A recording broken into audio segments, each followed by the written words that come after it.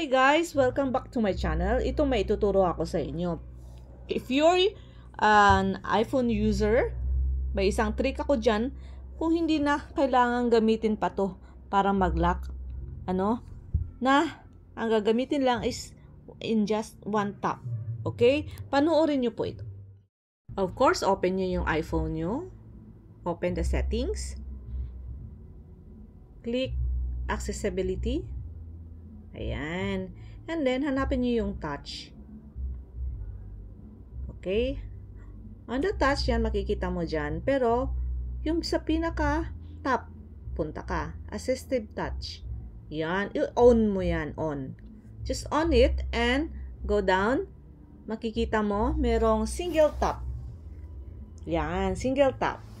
Sa single tap na yan, pag kinlik mo, madaming lalabas doon. Halimbawa, anong apps, camera, meron dyan, front camera, home, mamili ka. For me, ay pinili ko yung lock screen. So, ayan, i-click mo yun. Pag naklik, nakita mo, naka-blue, check. And then, go back. Okay? Okay na yun. Ngayon, sample. Testing natin. Oh, di ba? Kaya guys, try nyo rin. Thank you!